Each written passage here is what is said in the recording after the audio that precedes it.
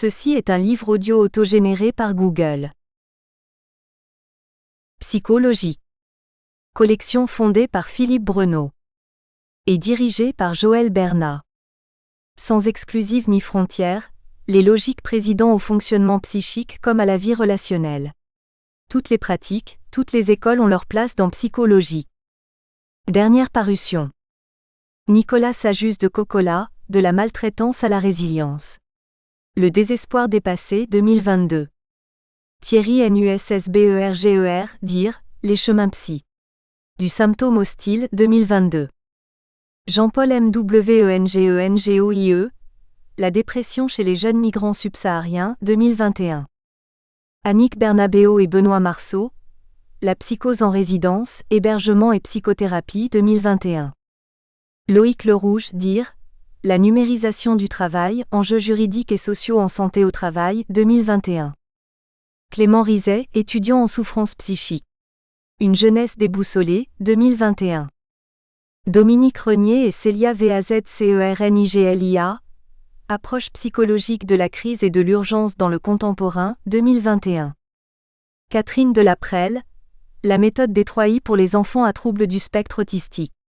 Un éveil par le jeu, une nouvelle chance de développement 2021.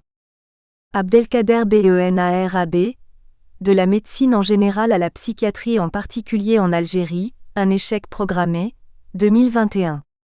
Nicole Kathleen, l'enfant et la médecine. Une histoire de la pédopsychiatrie, 19e-20e siècle, 2021. Marco Isaiah, l'autobiographie criminelle ou la plainte d'Antigone. Réflexion entre la parole du sujet détenu et l'écriture autobiographique, 2021. Damien Collard, gériatrie, carrefour des souffrances. Une approche par la psychodynamique du travail, 2021. Introduction.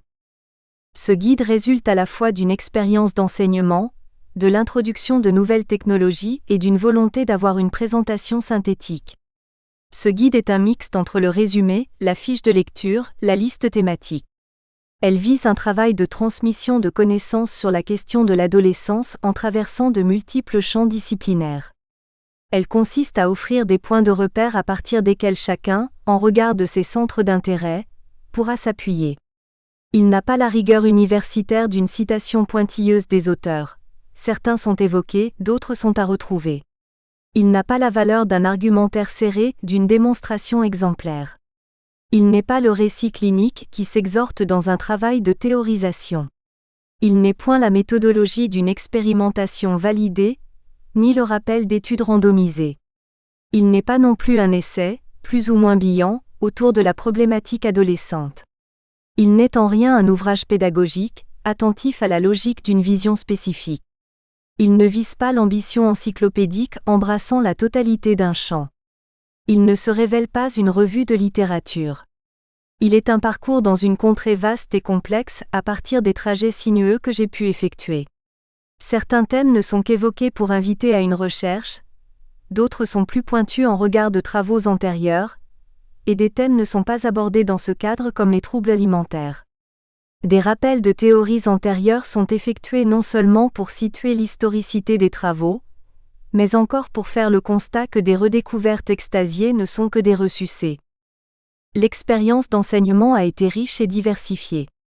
Il y eut de longues années en IFSI, Institut de formation en soins infirmiers, vinrent ensuite des années pléthoriques en formation continue auprès de professionnels de terrain permettant une richesse de la transmission. Puis survint une vingtaine d'années dans le cadre de l'IUFMESPE, INSPE auprès de futurs enseignants. Il fallut faire le constat d'un progressif appauvrissement du nombre d'heures en clinique, montrant l'ignorance de la dynamique adolescente dans laquelle on voulait maintenir des professionnels qui exerceraient plus de 40 ans dans des lieux scolaires. Il est surprenant et inquiétant que des professionnels jouant un rôle important auprès de cette classe d'âge n'aient que peu de notions de la vie affective, socio-psychique de leurs élèves. En parallèle, j'ai eu la satisfaction d'exercer de nombreuses années auprès des personnels AVS et AESH, disposant de peu de prérequis, mais d'une curiosité dynamisante.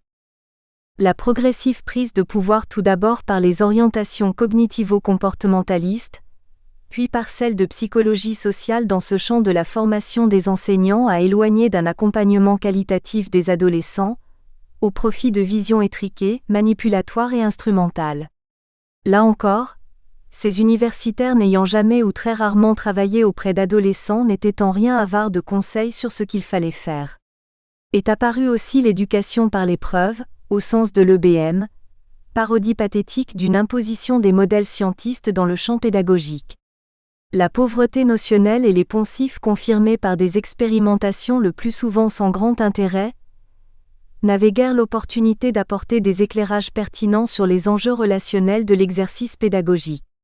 L'infatuation de la certitude universitaire n'est pas sans risque de nourrir une maltraitance institutionnalisée. Par ailleurs, l'enseignement se déploya longtemps en université auprès de futurs psychologues sur des volumes somme toute restreints, faisant que la formation des infirmiers ou la formation continue assurait un enseignement beaucoup plus substantiel. Enfin, de multiples conférences autour de ces thématiques furent réalisées tant auprès de professionnels, éducateurs, animateurs, soignants, etc., que d'associations, psychologues, parents, etc. Des milliers d'heures finalement à tenter de transmettre quelques préoccupations et connaissances autour de l'adolescence. L'exercice formatif a pu prendre des formes diverses. Réflexion à partir de pratiques, transmission de connaissances, structuration de stratégies cognitives et métacognitives, sensibilisation aux processus affectifs et inconscients, renvoi aux enjeux transférentiels, effet de résonance empathique, sensibilisation à la démarche clinique, travail sur les postures professionnelles, éclairage sur les processus développementaux et subjectifs à l'adolescence. Les contextes et les publics diversifiés ont permis le recours, souvent spontané, à des pratiques pédagogiques multiples. L'enseignement explicite visant à transmettre des compétences et des savoirs à un tiers était évidemment prégnant. C'est en regard d'une information filtrée et sélectionnée, délivrée de manière plus ou moins structurée que le travail de transmission s'effectuait dans une scénarisation relationnelle. Les contenus portaient sur des connaissances déclaratives de l'ordre des faits, des concepts, des règles et ou des connaissances procédurales. La démarche a pu être strictement transmissive, elle a pu se faire socio-constructiviste pour structurer l'appropriation et la construction du savoir proprement dit, des capacités professionnelles ou des attitudes. Elle pouvait répondre à des objectifs définis par le contrat d'enseignement, avec des évaluations précises. La sollicitation de la maïeutique de Socrate, ou méthode interrogative, de la pédagogie de projet, de la pédagogie de contrat, de la pédagogie par objectif et de la pédagogie par situation-problème pourraient sûrement se retrouver dans l'exercice même de ces enseignements. Ce n'est pas en soi un guide raisonné, mais une table d'orientation. Les fonctions de transmission, d'incitation, d'appropriation, d'empreinte, de construction, de maîtrise, de différenciation, d'autonomisation, de transmission se sont croisées et exprimées en ces occasions. La fonction de la dynamique de groupe a été fréquemment mobilisée par voie de discussion, de travail coopératif ou de confrontation à des situations problèmes. L'introduction progressive des moyens liés à la visioprojection a ouvert l'intrication du narratif au visuel avec des illustrations diverses. L'enregistrement visio ou l'enseignement comodal a déployé d'autres possibilités soulignant la scénalité de l'acte d'enseignement. L'enjeu central n'était pas centré sur l'enseignant, ni sur les connaissances en soi, mais sur l'acquisition d'une position psychique auprès des adolescents, d'une distanciation et d'une réflexivité du professionnel et enfin d'une démarche heuristique dans la praxis. L'introduction du PowerPoint a facilité la prise de notes, limité certaines formes de répétition. Le risque était celui de l'infantilisation de l'enseigné, en proie à la copie du propos tenu. L'autre risque était celui de la reproduction effrénée du texte du PowerPoint suspendant l'activité même de pensée, de synthèse et de réflexion. Il s'accompagnait de l'impossibilité d'un espace de discussion, dans un contexte d'une soumission au discours universitaire. À l'inverse, il a pu être support stabilisé permettant les digressions et commentaires. Il a offert la possibilité d'illustration visuelle renforçant la connaissance transmise. Il a pu être présentation synthétique des points centraux, et a favorisé la présentation en spirale des points de savoir. Il est venu compléter le support papier, redoublant l'empreinte des notions ou concepts centraux, laissant place à une parole critique. C'est en regard des supports PowerPoint construits ces dernières années que s'est construit ce guide pédagogique, dans une approche clinique et psychopathologique de l'adolescence. Il livre des points centraux, fiche signalétique de points thématiques, synthèse d'un point théorique ou déploiement d'un aspect singulier. Ces 3 formes s'intriquent. Elles étaient toujours accompagnées de commentaires et de vignettes cliniques, qui sont l'arrière-plan discret et absent de nombre de points. L'ensemble des sources ne peuvent être citées. La dette due aux nombreux auteurs ayant constitué ce savoir n'est nullement oubliée. La transmission des travaux de ces auteurs est ainsi transcrite à l'intention des lecteurs intéressés. Les premiers points relatifs au développement sont esquissés avec des renvois à des auteurs classiques. Le rappel des approches psychanalytiques de l'adolescence complexifie le propos. Il se déploie thématiquement autour de la honte, de la séparation, de l'agir, du rapport au corps ou aux écrans. L'aspect psychopathologique s'intercale à propos des enfants victimes d'inceste, des souffrances du corps, des addictions, des crimes sexuels et de la radicalisation. Des situations plus globales liées aux formes de désétayage psychique sont aussi traversées. L'environnement scolaire est saisi en particulier par le harcèlement. Ce sont des chemins de traverse qui indiquent aussi les balises théoriques, dont le psychologue doit nécessairement se munir pour ne pas se contenter d'être un exécuteur exécutant des tâches de normalisation, sous prescription médicale. La formation des psychologues doit pouvoir s'étayer à la fois sur des connaissances solides et renouvelées par des recherches relevant d'épistémologie diversifiée du champ des sciences humaines. Elle doit se construire dans une pratique importante au travers des stages à responsabilité dans des services variés. Le projet d'un doctorat sur le modèle LMD, mais relevant de la professionnalisation, serait une urgence. Cela devrait être à la fois un tutorat au fil de la formation, avec des travaux dirigés en petits groupes et des référents de stage ayant plusieurs années d'expérience ayant participé à des travaux réflexifs ou des recherches. Un travail conjoint entre professionnels de terrain et universitaires devrait être un critère d'habilitation. L'accompagnement par des professionnels aguerris serait une nécessité, et le droit d'exercice délivré par des représentants de la profession devrait être une règle, une fois le niveau universitaire de connaissances validé. Cela constituerait une garantie de la qualification des professionnels, dans le respect du public reçu. Chapitre 1 L'adolescence. IREPERES historique. La notion d'adolescence se construit durant la seconde moitié du XIXe siècle à partir des garçons pubères de la bourgeoisie bénéficiant d'un espace-temps de vie propre à leur âge au sein des collèges et lycées, avant de s'étendre. L'obligation scolaire la constitue.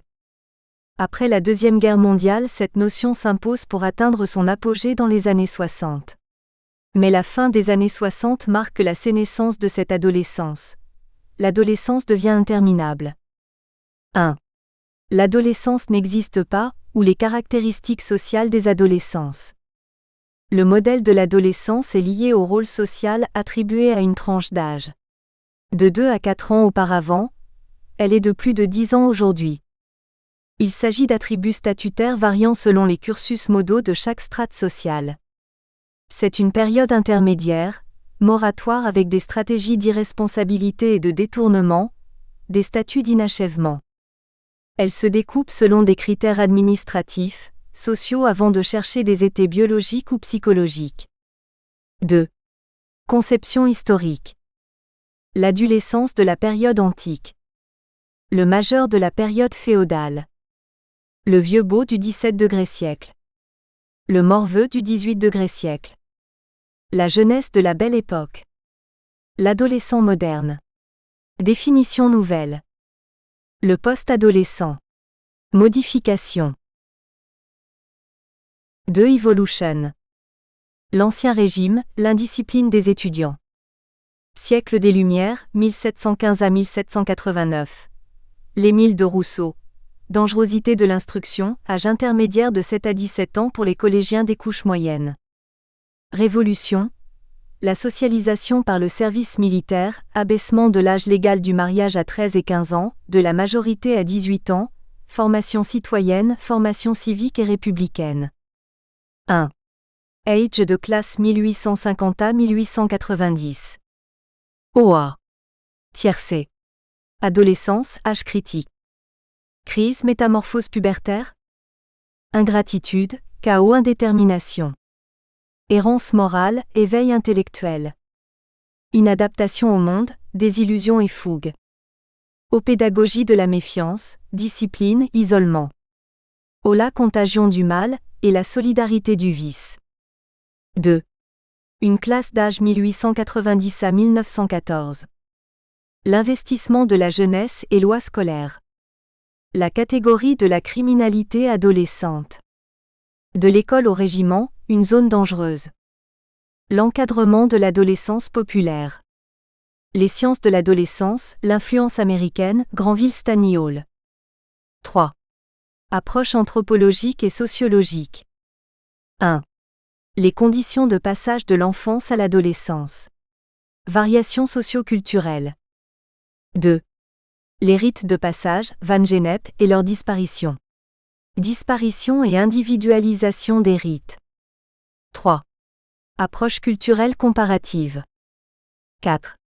Les attributs et les rôles sociaux, pré-post-adolescence. Construction sociale d'une tranche d'âge. 5. Les modes de scolarisation, collège, lycée, université, etc. Inégalité des parcours, P. Bourdieu. 6. Adolescence et classe sociale, variation. 7. Les subcultures adolescentes, musique, mode, etc. Autonomisation de la classe d'âge. 8. Les fonctions sociales des figures de l'adolescence. 9. Les communications, Internet, portable, comme modernité de l'adolescence. Nouveaux liens sociaux. 10. Le monde social et économique de l'adolescence, de la galère à la jeunesse dorée. 11. Citoyenneté et droit. Réponse sociale et économique. 3 familles. 1. L'adolescence au creux des structurations familiales. L'environnement familial, siège de mutation. Les cadres de référence de famille nucléaire, unité affective depuis les années 70, lieu de construction de l'identité, de socialisation et de maturation psychique, se métamorphosent. En monoparentalité. En cohabitation temporaire. En fratrie composite. En recomposition multiple. 2. Quelle structuration psychique? Le réarrangement des alliances. L'affaiblissement du poids de la parenté. L'accentuation du choix du conjoint. La limitation de l'engagement conjugal. Repenser les places dans l'ordre symbolique de la parenté et dans la filiation. Une modification des modes de structuration psychique. Constitution de l'identité, construction identificatoire. Travail de séparation, individuation. Différences générationnelles. Problématiques oedipiennes. Processus de subjectivation, etc. Les systèmes familiaux sont à la fois des organisateurs psychiques. Par les liens narcissiques et objectaux. Par les sentiments d'appartenance, etc. Et des opérateurs de différenciation. Au plan générationnel. Au plan des fonctions parentales et conjugales. Au plan des règles de fonctionnement familial ou intrapersonnel, etc. 4 DEVELOPPEMENT. 1. Abord socio-juridique. 1. Les dérives individuelles et collectives. Viol et violences collectives, errance, fugue, dégradation. 2. Les violences urbaines, C. Bachmann, N. Le Guenec. 3. Les conduites de dépendance, toxicomanie, alcool, tabac. 4. Les maltraitances, abus sexuels, violences parents adolescents, adolescents bourreaux, carences affectives et négligences graves. Les politiques en direction des adolescences marginales, voire Capelier 2015. Rôle, fonction et sens du juge pour enfants. La brigade des mineurs et les rapports avec les milieux policiers. Les jeunes incarcérés. Les obligations et injonctions de soins. Voir Légifrant. 2. Modèle psychologique. 1. La maturation cognitive et neuropsychique. 2. La maturation affective. 3. Les approches différentielles. 4. Le masculin et le féminin, les rôles sexués. Le genre. 3. Dans la perspective wallonienne. La loi d'alternance fonctionnelle, phase où l'orientation est réflexive, centrée sur le moi. La loi de prépondérance fonctionnelle, transformation pubertaire au premier plan. La loi d'intégration, les anciens fonctionnements subordonnés aux nouveaux fonctionnements. 4. Selon la perspective piagétienne. Les compétences cognitives de l'adolescence sont liées à la jeunesse qui a précédé. La période de l'adolescence correspond à la mise en place des opérations formelles. Il y a une période de préparation de 11 à 12 ans à 1415 ans, suivie d'une période d'achèvement. Le développement est considéré strictement comme une succession de décalages verticaux. À l'adolescence, l'évolution produit des abstractions des structures de contrôles abstraites, raisonnées indépendamment de ses propres croyances, groupe INRC. 5. Maturation. A. Impact maturatif. Neurologique. Disparité entre système limbique et cortex préfrontal, croissance dendritique et lagage synaptique. Biologique. Sexualisation secondaire, procréation. Cognitive, raisonnement abstrait, pensée formelle. Psychique, indépendance, identité. Juridique, autonomie, responsabilité, majorité. Social, socialisation, normalisation. B. Maturation pubertaire. Poussée staturale, impact psychique. Développement des caractères sexuels secondaires. Ménarche chez les filles, apparition des règles. Premières éjaculations, mues chez les garçons. Variations socio-environnementales. Effet du rythme de maturation. Sommeil et alimentation. C'est le phénomène pubertaire. Sous l'influence hormonale et hypophysaire, transformation physiologique et morphologique. Les dates d'apparition variables de 1 an et demi à 6 ans. Impact psychologique. L'appropriation de son corps, la représentation de soi. Les rapports avec autrui, et en particulier les parents. L'intégration de la sexualité. Déstabilisation, remaniement psychique et relationnel. D. Maturation cognitive. Maturation cérébrale, corps calleux, cortex préfrontal, amygdale. Accès à la pensée formelle. Raisonnement hypothético-déductif, groupe INRC, identique, négation réciproque, corrélative. Double réversibilité par négation et par réciprocité. Métacognition. Connaissance et contrôle du processus relatif au fonctionnement cognitif. Connaissance métacognitive. 1. Savoir sur soi, ses croyances, ses valeurs. 2. Savoir sur la tâche à réaliser. 3. Stratégie cognitive, cohérence et efficacité. 4. Stratégie métacognitive, contrôle. 5. Stratégie motivationnelle. 6. Stratégie métamotivationnelle. 7. Savoir sur les objectifs visés. 8. Accès au système de représentation conceptuelles initiales. 6. Sens moral. A. Pensée morale. Kohlberg. 10 à 13 ans, morale conventionnelle. Conformité aux attentes du groupe et pairs. Dépendance à l'ordre établi. À partir de 13 ans, morale post-conventionnelle. Référence à ses propres critères.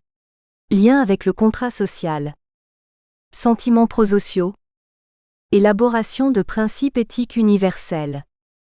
Variations socio-culturelles et familiales. B. Niveau de la moralité préconventionnelle. Le contrôle de la conduite est extérieur au sujet. Les actions sont jugées bonnes ou mauvaises selon des critères pratiques. Au stade 1, les sujets se réfèrent aux conséquences de l'action, punition-récompense, ou se conforment au jugement des personnes investies de pouvoir ou de prestige. L'intention de l'acte n'est pas prise en compte. Au stade 2, les actions justes sont celles qui correspondent aux besoins du moi ou des autres éventuellement. Conscience du relativisme des points de vue, mais ils ne sont pas coordonnés. C. Niveau de la moralité conventionnelle. Ce niveau suppose une représentation des valeurs et des attentes du groupe social. Le sujet estime normal de se conformer à ces attentes et de respecter l'ordre conventionnel. Au stade 3, le fait d'être en accord avec les autres, d'être aimé importe plus que le reste. L'accord interpersonnel est recherché. Au stade 4, les règles sociales et les lois sont acceptées sans discussion. Le maintien de l'ordre social prime. D. Le niveau de la moralité post-conventionnelle. C'est le dégagement d'un ordre social conçu comme prescriptif. Au stade 5, la prise de conscience que le point de vue moral n'est pas toujours en accord avec le point de vue légal. Il cherche à fonder les devoirs sur une moralité du contrat social. Au stade 6, il y a élaboration de principes éthiques universels. Le respect des personnes, le droit à la vie, etc. guident les choix. Ils peuvent conduire l'individu à prendre des positions minoritaires. 7. Rapport à la loi. La loi et les lois, le symbolique et le pouvoir. Le légal, les règlements, les règles interpersonnelles, les conventions, les règles morales. La transgression, repère, reconnaissance, structure. Punition, sanction, désamour, persécution, négation d'existence, niveau d'appréhension. Sanctions éducatives concernant les actes du sujet. 8. Les castrations. Les castrations symboligènes de Dolto. La castration oedipienne de Green. La question du père Hassoun Thor. Les rapports à la réalité. Le désir et l'interdit. V. La subjectivation. L'adolescence, travail de réorganisation psychique post-pubertaire.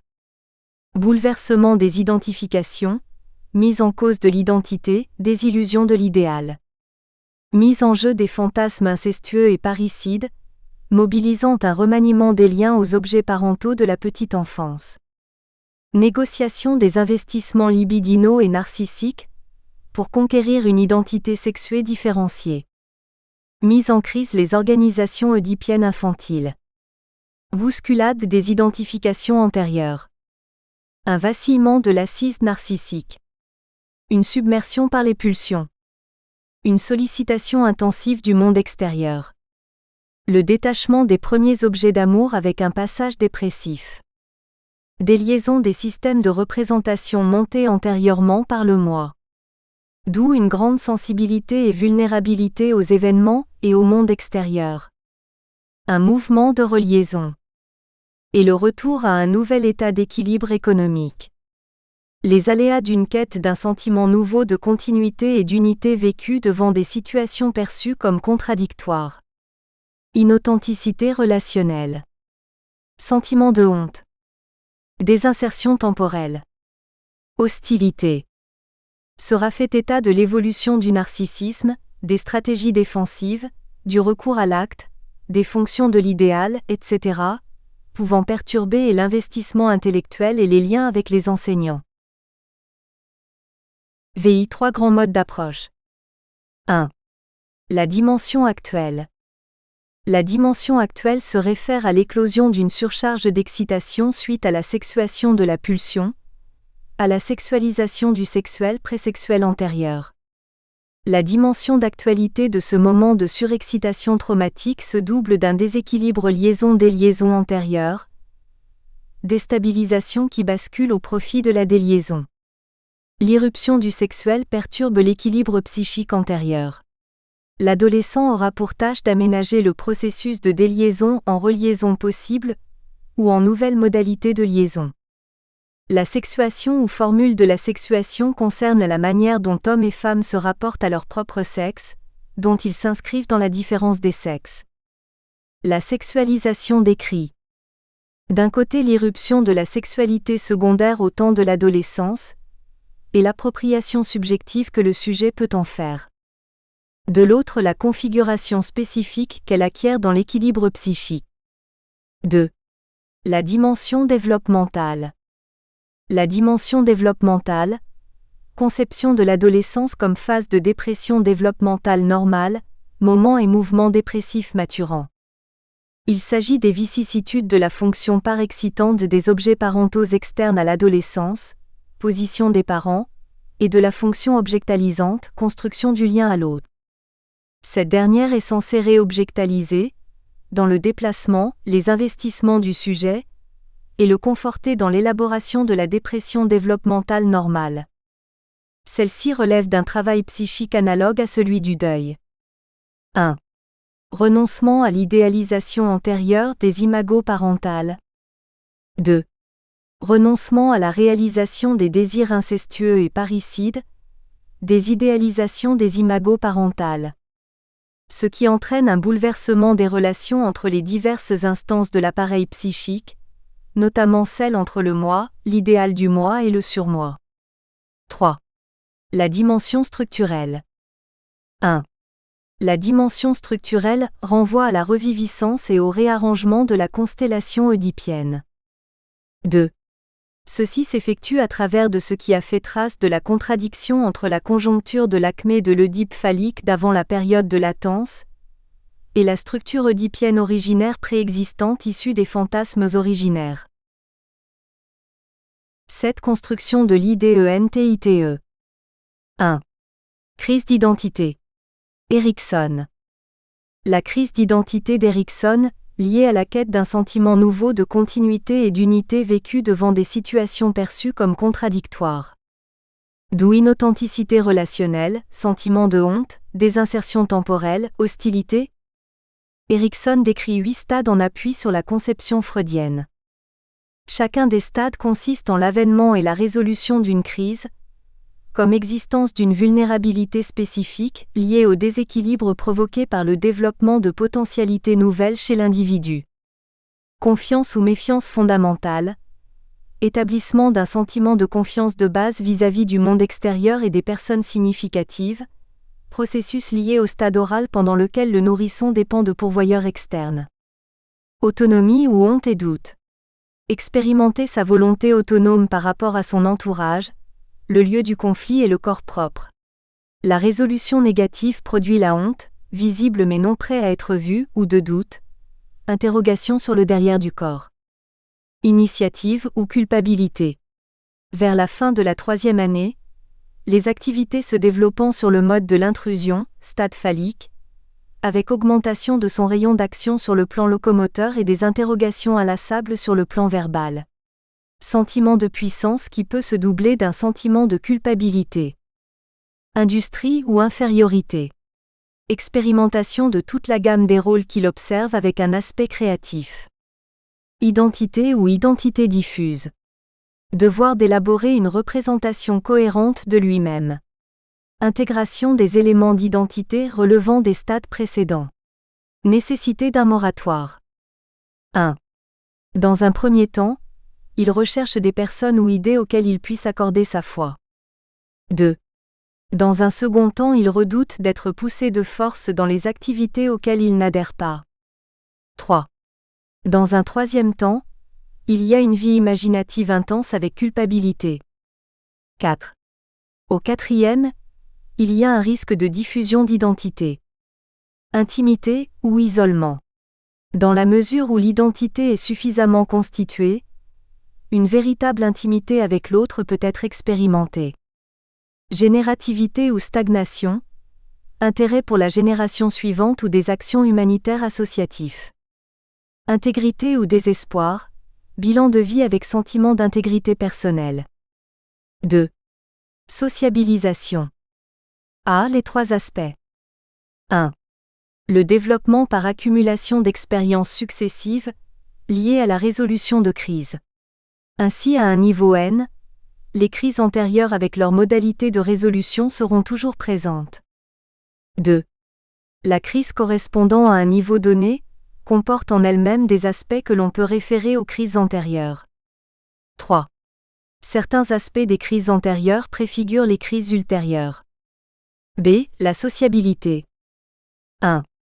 Recherche du socius et l'intégration au groupe. 2. Désir de la personne et aptitude à vivre avec autrui. 3. Compréhension d'autrui, possibilité de sympathie et d'empathie, soit la capacité à partager les sentiments d'autrui, à se mettre à la place d'autrui et l'attirance vers autrui. C. La maturation psychologique et la sociabilité. 1. Le développement des compétences cognitives, du sens moral, modifie la perception et la compréhension de l'environnement et de soi-même, voire psychologie cognitive.